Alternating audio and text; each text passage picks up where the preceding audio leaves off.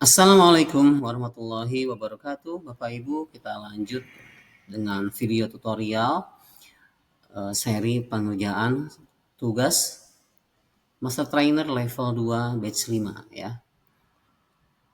Di minggu ketiga ini kita akan mempelajari tentang Google Classroom ya, diperdalam.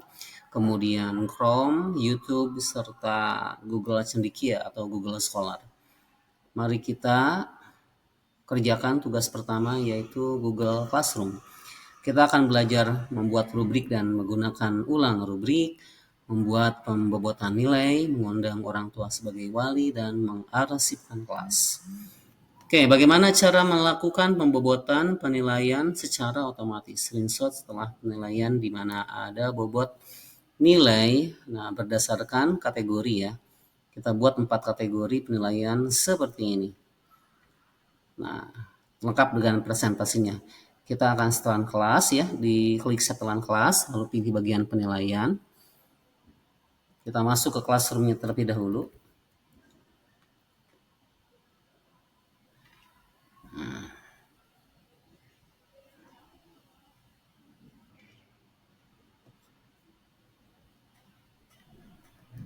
Catatan, hal ini hanya bisa dilakukan untuk Google Classroom milik kita Bapak Ibu ya. Jadi kalau di Google Classroom milik orang lain, kita tidak bisa melakukannya. Contoh, kita ambil classroom yang sudah dibuat oleh saya sebelumnya. Nah, ini biologi ya, 10.2. Kita akan memberikan bobot nilai di Google Classroom. Nah, klik setelan kelas, kemudian kita scroll ke bawah. Nah, dalam hal ini saya sudah melakukannya.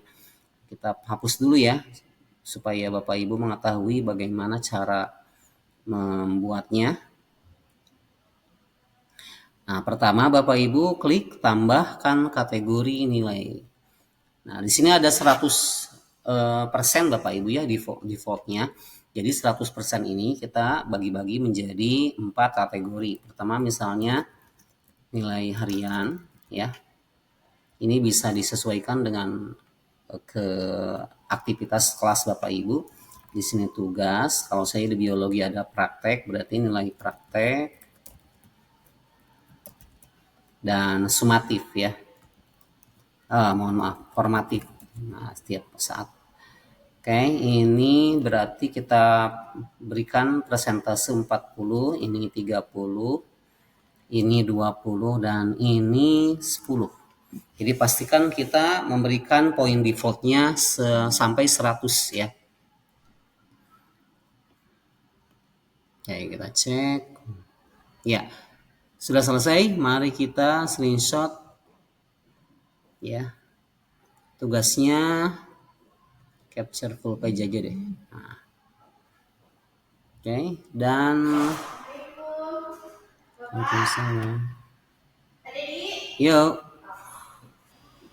Oke, ini screenshotnya kita majukan.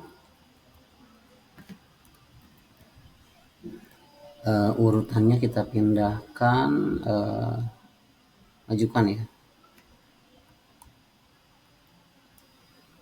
Nah, kemudian ini kita pindahkan. Jadi di sini bisa terlihat poin total dan 4 kategori nilai. Bagaimana cara melakukan penilaian objektif dengan rubrik? Nah, kalau Bapak Ibu memakai kurikulum Merdeka, penilaian kita biasanya bisa dengan menggunakan rubrik ya Bapak Ibu. Mari kita buat rubriknya. Ini kita simpan dulu. Nah, bagaimana kita membuat rubrik? Nah, klik tugas kelas Bapak Ibu ya. Kemudian kita pilih salah satu tugas yang ada di sini, misalnya ini ya, remedial. IPA terpadu deh, udah lewat. Kita edit. Kemudian kita berikan rubrik untuk tugas ini. Nah, klik rubrik. Kita bisa membuatnya sendiri atau gunakan kembali dan impor dari spreadsheet. Ini kita buat video terpisah aja ya. Nah, sekarang kita buat rubrik yang simple aja terlebih dahulu. Nah, ini kita bisa buat misalnya rubrik.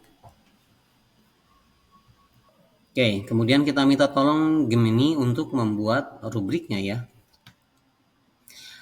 Bantu saya membuat rubrik dengan 4 kriteria untuk pelajaran IPA terpadu atau biologi. Nah, Gemini sedang membuatnya dan oke, sudah dibuatkan. Nah, Bapak Ibu, kita bisa membuatnya nih. Pemahaman konsep ya, misalnya.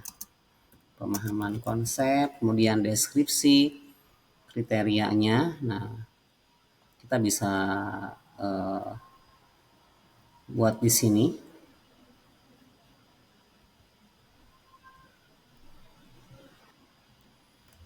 Peserta didik dapat memahami konsep eh, biologi tentang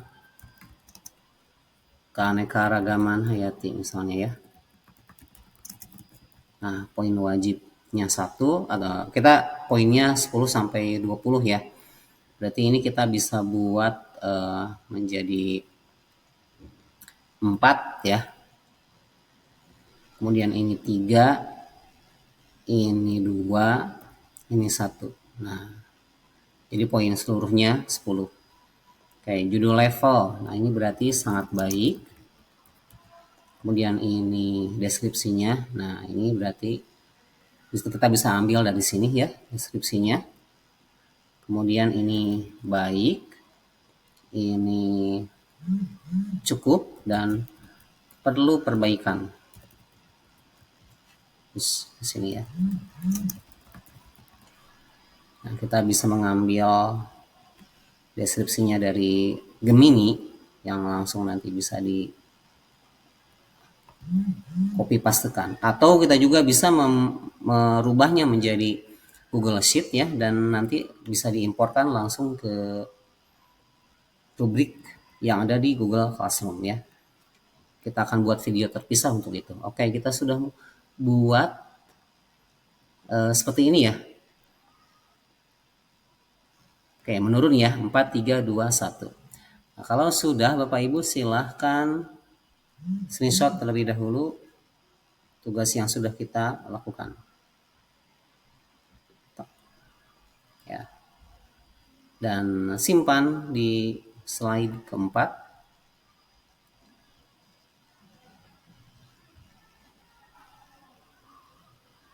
Ya, tidak terlihat semua ya. Nah, jadi skornya seluruhnya 10. Bagaimana mengarsipkan kelas yang sudah tidak dipakai? Nah, ini untuk kelas room kita Bapak Ibu ya. Kalau sudah tidak dipakai, kita bisa mengarsipkannya sebelum menghapusnya ya. Nah, oke, sebagai contoh kita masuk dulu ke beranda classroomnya. Nah, ini ada beberapa kelas yang sudah saya buat dan kelas yang sudah saya arsipkan di sini. Nah, kalau ini kelas dari pelatihan yang dibuat yang saya ikuti ya. Misalnya saya akan mengarsipkan kelas ini ya, yang TIK kelas 10 nih. Bagaimana caranya? Nah, silakan Bapak Ibu menuju ke beranda ya. Kemudian pilih kelas TIK nih, kelas 11 ya, dan di sini klik arsip. Nah, di sini Bapak Ibu ya yang arsip. Nah, ini kita screenshot sedang melakukan. Nah, oke. Nah, ketika kita klik arsipkan, maka kelas ini nanti akan disimpan di folder yang tadi ya. Bagaimana nasib para siswa yang ada di kelas tersebut? Ya, mereka tetap bisa melihat kelasnya, bisa melihat tugasnya, tapi ya tidak bisa mengaksesnya lebih jauh ya. Nah, ini kelas yang sudah diarsipkannya. Oke, jadi kita tempel pengarsipannya. Ini urutannya kita rubah, pindahkan ke depan. Saya tidak memiliki akses untuk melihat tugas Bapak Ibu ya, mentor ini. Jadi saya memberikan tutorial videonya berdasarkan pengetahuan yang saya miliki. Dan selesai. Kita ketemu di video selanjutnya, Google Chrome.